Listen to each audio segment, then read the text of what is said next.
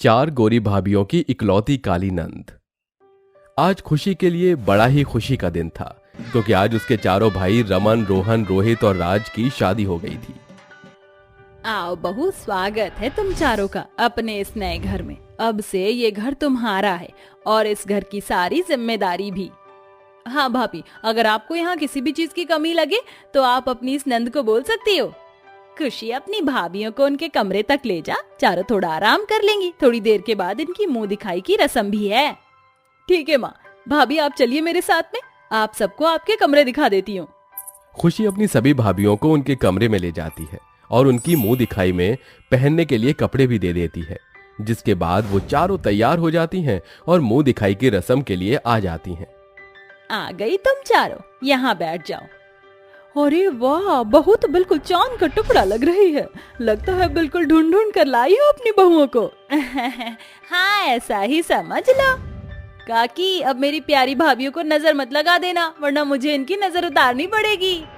अरे, तेरे होते हुए तुझे तेरी भाभियों की नजर उतारने की कोई जरूरत नहीं है। अगर तू अपनी भाभियों के साथ रहेगी तो बिल्कुल काले टीके का काम करेगी। हर काले टीके के होते हुए तेरी भाभियों को नजर नहीं लगने वाली।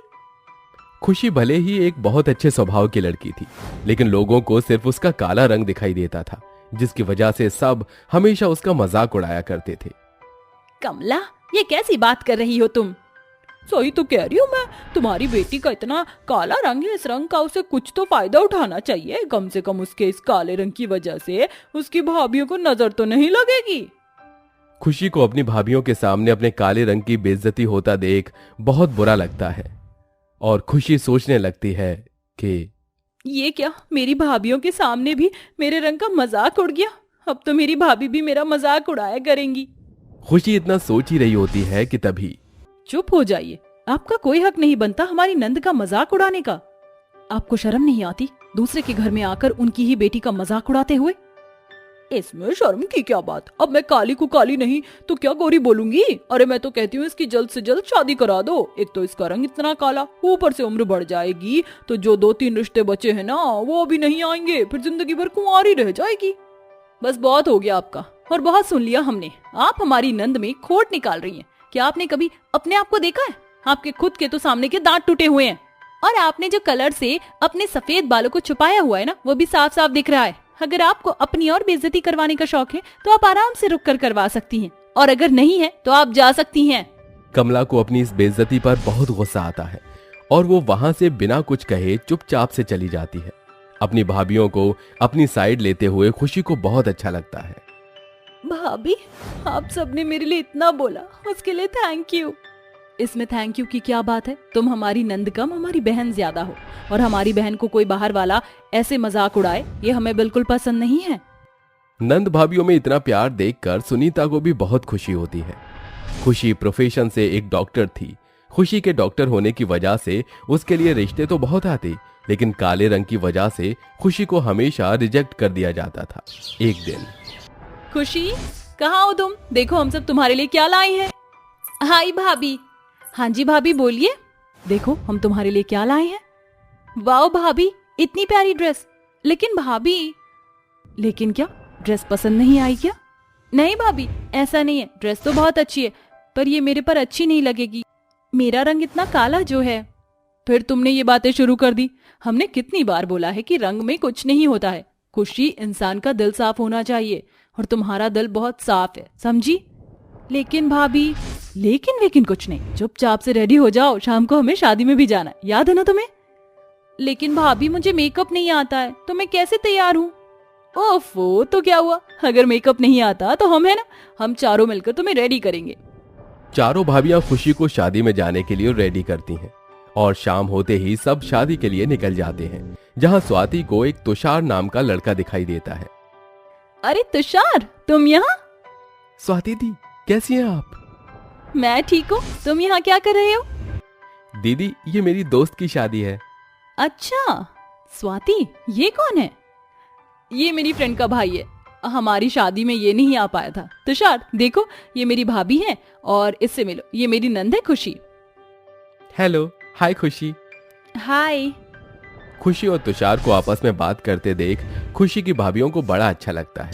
अगले दिन, स्वाति, तुम्हारी फ्रेंड का भाई कैसा है, मतलब उसका घर परिवार कैसा है? तुषार बहुत अच्छी फैमिली से है और बहुत अच्छा लड़का है। वो कुछ टाइम पहले ही लंदन से अपनी पढ़ाई पूरी करके आया है। अच्छा, मैं सोच रही थी क्यों ना हम खुशी और तुषार की शादी करवा दें। कल रात जब दोनों शादी में जैसे बात कर रहे थे ना, तो उनको देखकर लग रहा था कि शायद वो एक दूसरे को पसंद करने लगे हैं। लोग तो मुझे भी रहा था। एक काम करते, मैं और आंचल खुशी से इस बारे में बात करते और आप दोनों तुषार से इस बारे में बात कर लो। इतना कहकर महिमा और आंचल खुशी के पास चले जाते हैं और स्वाति हर्षिता तुषार के पास चले जाते हैं। हाय तुषार, कैसे हो तुम? मैं तो ठीक हूँ, पर आपने इतनी अर्जेंट मुझे मिलने के लिए क्यों बुलाया? हमें तुमसे खुशी के बारे में कुछ बात करनी थी। आप दोनों को खुशी के बारे में क्या बात करनी है? तुषार, कल रात जब तुम दोनों शादी में एक दूसरे से बात कर रहे थे तो हम लोगों को लगा कि तुम खुशी को पसंद करते हो, इसलिए हम इसी बारे में बात करने आए हैं तुमसे। अगर तुम्हें खुशी पसंद है तो हमें बता सकते हो। भाभी, आपने तो मेरी दिल की बात ही कह दी। मैं आपसे इस बारे में बात ही करने वाला था। मुझे खुशी पसंद है और मैं उससे शादी करना चाहता हूँ। तुषार की बात सुनकर हर्षिता और स्वाति दोनों ही बहुत खुश हो जाते हैं और दूसरी तरफ आंचल और महिमा खुशी से बात करते हैं। एक बात बताओ खुशी, कल रात जब तुम तुषार से मिली तो वो तुम्हें कैसा लगा? भाभी, तुषार जी तो मुझे बहुत अच्छे लगे। उनकी बात करने का तरीका, उनका स्वभाव मुझे बहुत अच्छा लगा। तो हम तेरी शादी की बात करें तुषार से? भाभी, ये क्या कह रही हैं? तुषार जी तो इतने हैंडसम हैं, क्या वो मुझ जैसी काली लड़की से शादी करेंगे? खुशी, सब एक जैसे नहीं होते हैं। हमारे कहने पर एक बार तुषार से मिल लो। भाभी के समझाने पर खुशी तुषार से मिलने के लिए रेडी हो जाती है। खुशी, मैंने जब तुमको पहली बार देखा था तो पहली नजर में तुमसे मुझे प्यार हो गया था। क्या तुम मुझसे शादी करोगी? लेकिन आप इतने हैंडसम और इतनी काली हूं मैं, लोग क्या कहेंगे? लोग क्या कहेंगे मुझे इस बात से कोई फर्क नहीं पड़ता। तुम मुझसे शादी करोगी? खुशी तुषार से शादी के लिए हाँ कर देती है और कुछ ही दिनों में तुषार और खुशी की शादी हो जाती है और दोनों अपनी एक न्यू लाइफ शुरू करते हैं। अमायरा, अमायरा, जल्दी से नाश्ता ले आ, तेरे गौरव भैया को ऑफिस जाना है। बस 2 मिनट मम्मी। आज तो अच्छी खासी लंका लग गई है। अगर मम्मी की तबीयत खराब नहीं होती तो मुझे इस भरी गर्मी में खाना नहीं बनाना पड़ता। अमायरा जल्दी से मेज पर खाना परोसती है, तभी गौरव गुस्से में कहता है, अमायरा, ये कैसा खाना बनाया है तुमने? इन रोटियों की जली हुई हालत देखो, ऐसा लग रहा है जैसे तवे पर नहीं भट्टी में सेका है। और सब्जी का रंग बता रहा है कि इसमें भी 1 पैसे का स्वाद नहीं। मुझे नहीं खाना ये खाना। फाइन, मत खाओ। एक तो मैंने भरी गर्मी में खाना बनाया और आप है कि एहसान मानने के बजाय गुस्सा कर रहे हैं। प्लीज मम्मी, आगे से आप मुझे ये रोटियां पकाने को मत कहना। गेटिंग लेट, मुझे कॉलेज जाना है। ऐसा कहते हुए अमायरा अपने छोटे बालों को झिड़कते हुए कॉलेज चली जाती है।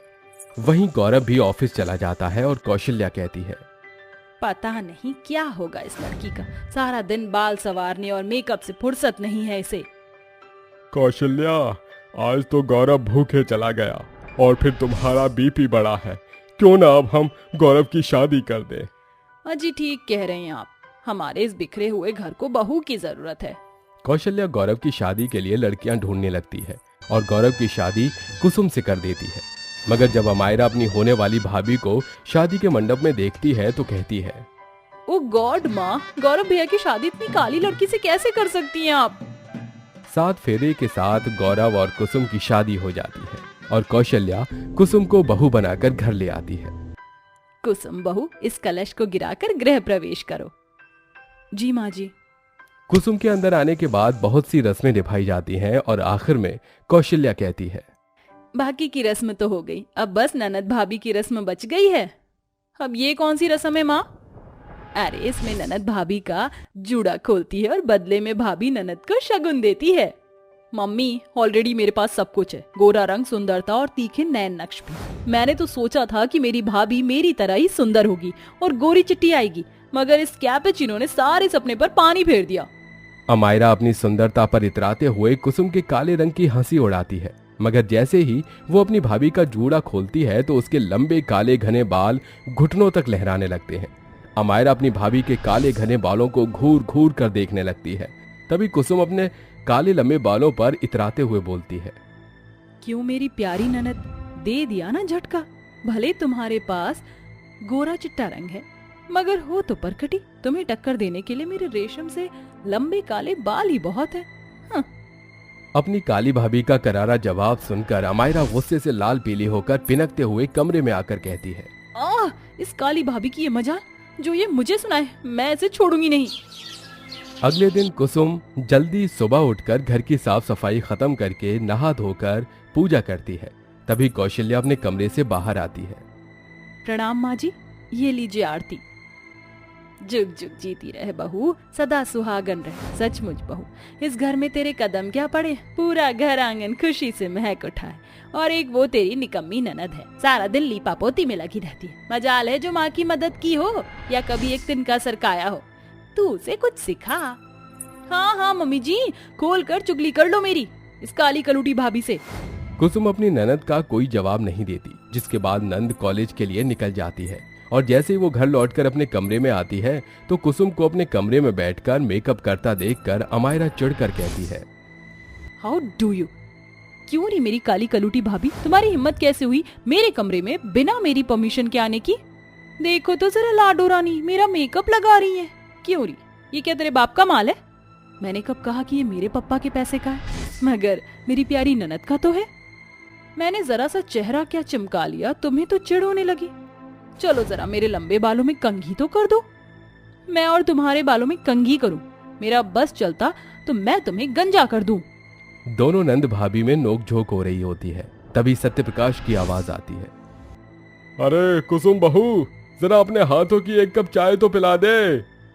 अभी लाई ससुर जी, तुम्हें तो मैं देख लूंगी।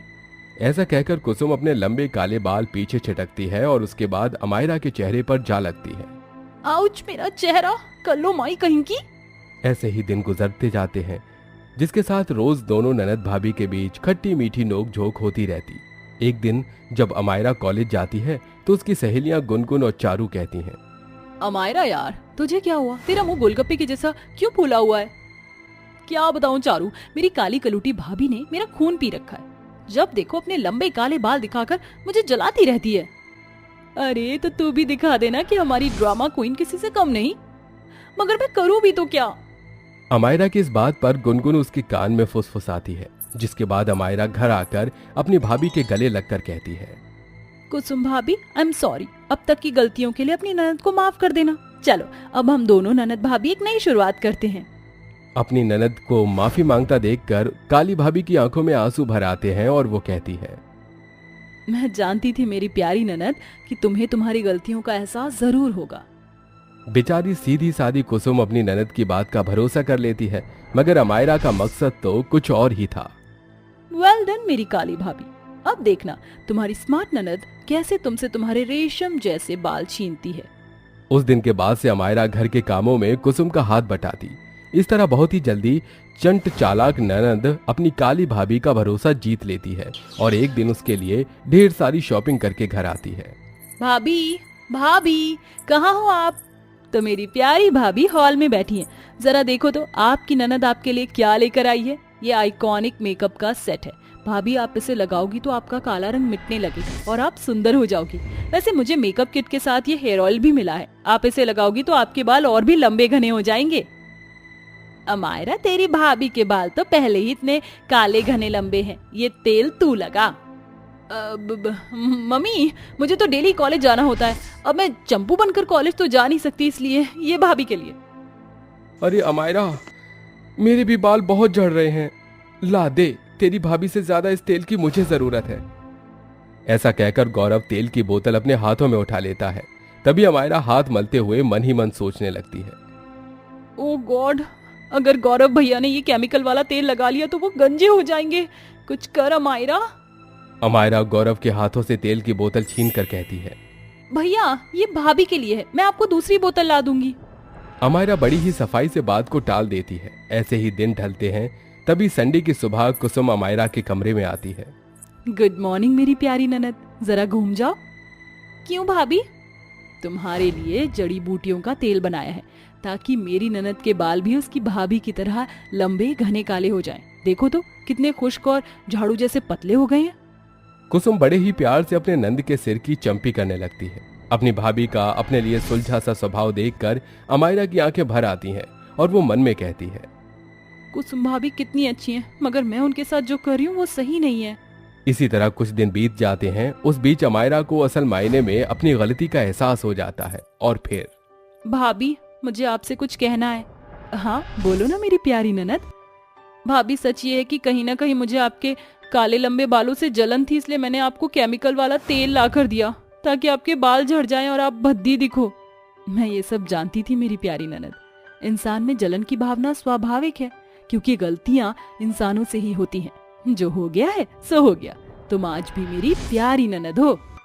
आखिरकार काली भाभी का प्यार भरा स्वभाव गोरी घमंडी ननद को बदल देता है, जिसके बाद अमायरा अपनी काली भाभी के साथ खुशियों भरी शुरुआत करती है और घुल मिलकर रहने लगती है।